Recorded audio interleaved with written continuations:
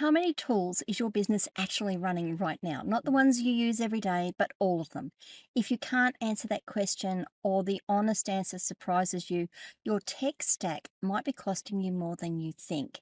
And that's not just in subscriptions. Keep watching.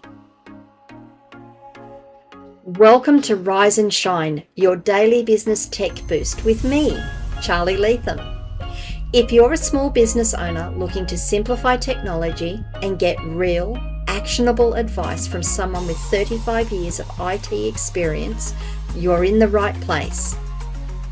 Every episode, I'll dive into tools and systems like email, CRM, marketing and tracking, and I'll break them down into bite-sized tips you can use straight away. Your time is valuable, so let's get straight to the point. It's time to work smarter, not harder.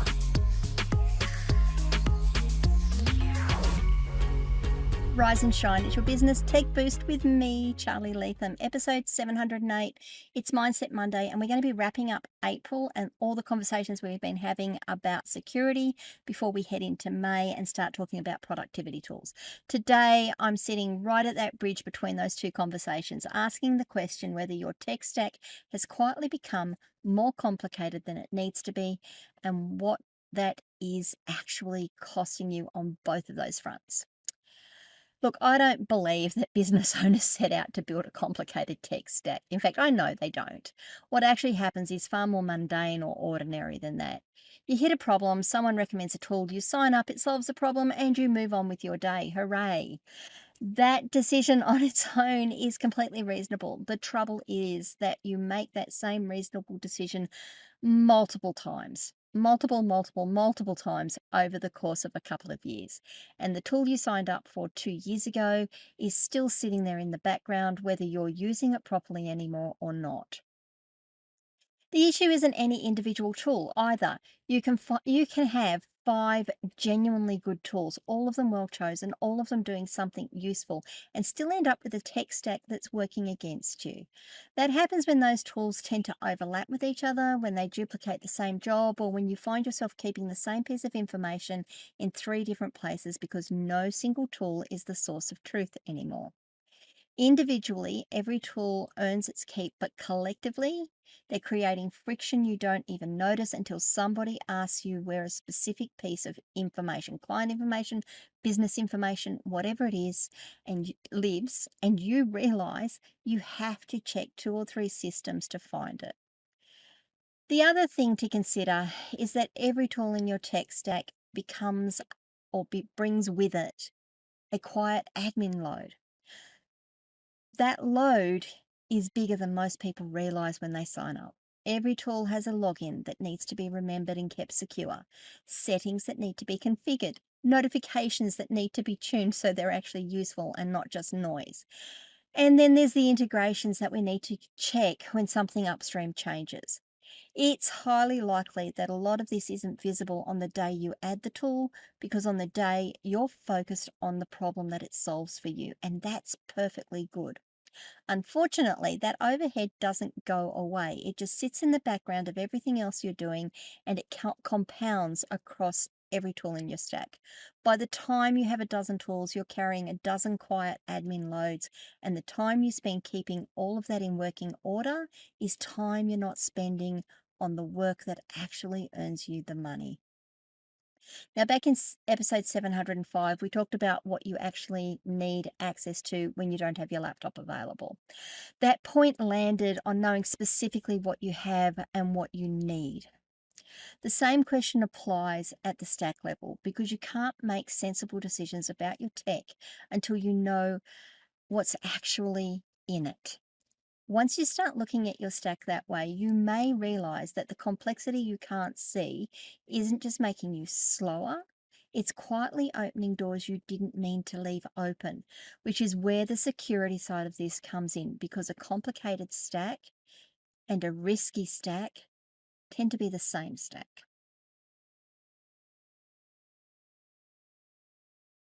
April has been about security as a business mindset, and your tech stack is where that thinking really gets tested. Every tool you add is another thing you have to secure, and Most business owners don't think about it that way when they add the tool to begin with. You're focused on the problem the tool solves, not the fact that you've just added another login to protect, another account that could be compromised, and another place your data for your business might live.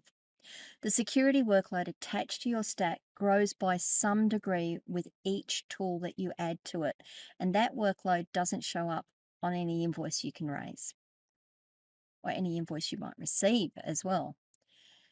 The biggest risk in most stacks isn't the tools you're using every day. It's the ones you've stopped using, the trial you signed up for and never cancelled, the subscription that's still billing you for something you walked away from last year, the app a team member set up for a project that ended 6 months ago. Now, I've spoken about all of this in our Christmas episodes. It's good to revisit them, isn't it? The tool might be out of your head, but the account isn't gone. The data is still there, the login still works, and nobody is watching any of it. Those forgotten accounts sit forgotten, sometimes for years, until either you do a proper cleanup or somebody else finds it for you. Team Access runs the same way. Every tool you add is another system someone needs a login for, and every person who works with you picks up logins as they go along. When those people leave, the offboarding usually covers email and the main business systems, but the smaller tools sometimes get missed because nobody has a complete picture of what everyone has access to in the first place. A former team member with access to a tool nobody's thought about for a while is exactly, let me not slip on that one, is exactly the kind of gap that turns into a problem later on. Of course, the more tools you have, the more likely it is that something has been missed. The common thread in all of this is visibility. You can't secure what you can't see. And if you don't know what's in your stack, you don't know where your data is or who has access to it. That's the gap attackers rely on because they don't need to beat your strongest defenses. They just need to find the weakest door. It's also the gap that hurts you when something does go wrong because you can't contain the breach you can't locate. And you can't give a client, an insurer, or a regulator a straight answer about what was affected if you've never properly mapped what you have. Doing that mapping under pressure in the middle of an incident is the worst possible time to do it. That's why simplifying your tech stack is a securities move as much as it is a productivity one. Fewer tools mean fewer accounts to secure, fewer logins to manage, fewer forgotten corners for something to go wrong in, and a much clearer picture of where your business actually sits. Every tool you let go of is one less thing that could be compromised and one less thing to worry about when something does. That's the bridge from security conversations we've been having all month into the productivity conversations we're moving into next month. Because the simpler your stack is, the easier it is to do both well. If you're going to simplify your stack, the first step is visibility because you can't simplify what you can't see. Before you change anything, before you cancel a single subscription, you need an honest list of every tool, every subscription, and every login tied to your business. That list is almost always longer than you expect, and going through it is often uncomfortable because you're going to find things you forgot existed. That discomfort is the point. It's telling you something about where your attention has been and where it hasn't been, and the list is going to be the foundation that everything else builds on. Once you have that list, the next question isn't about what each tool is supposed to do.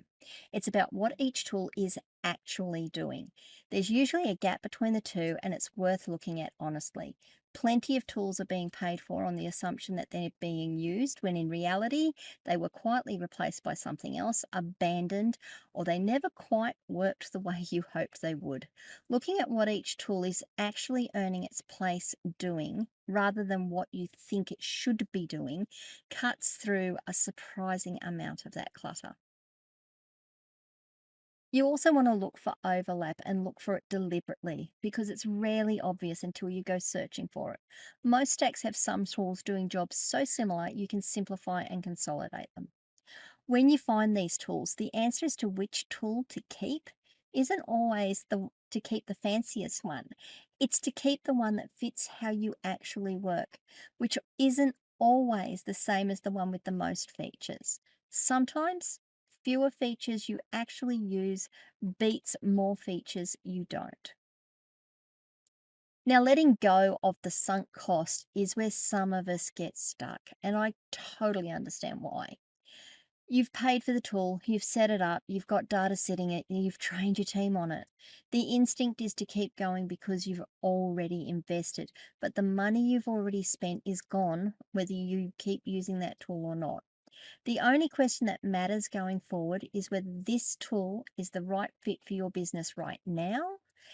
If it isn't, the migration to something that is almost always less work than it feels in your head, because you're only really moving the stuff you're actively using, and that's usually a much smaller subset than you'd expect.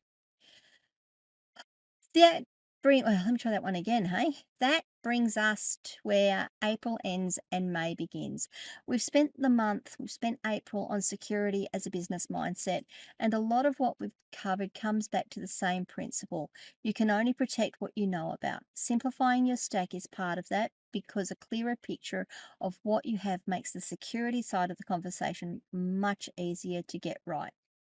It also sets us up for May's conversation, where we'll be looking at productivity tools properly, because the question of whether to add something new only makes sense once you know what you've already got and whether it's earning its place. Simplification first, then productivity, in that order, because the other way around just gives you more to clean up later. So, what do you think, guys? Have I raised more questions than I answered? I hope so. It's how we learn and grow. Talk to me about your simplification. Have you reviewed your tech stack? Did you find things that you didn't know you had, or you didn't even know what you were using them for? Did you find things that were doing the same process and you were just duplicating effort? I'd love to know what you found, how it went, what worked, what didn't. Honestly, I'd really love to understand that stuff for you guys. Please leave comments wherever you're watching or listening to this video. If this episode was useful, I would love a like, and maybe you could also share it with a friend. If you haven't subscribed to the channel, please hit the subscribe button wherever it is and ring the bell so you find out when I drop more content. And of course, if you need help with any of this, I'm here to help. If you haven't already booked your free 30-minute breakthrough session, you can do that by visiting my website, askcharlyleetham.com, clicking the button in the top right hand corner. If you've already booked your session and you've had it, I am available to hire and I am here to help you. So please reach out and we'll have a discussion about how that might look for you. That's it for today. I'm going to see you on Wednesday, where we'll be doing a walkthrough Wednesday. Bye.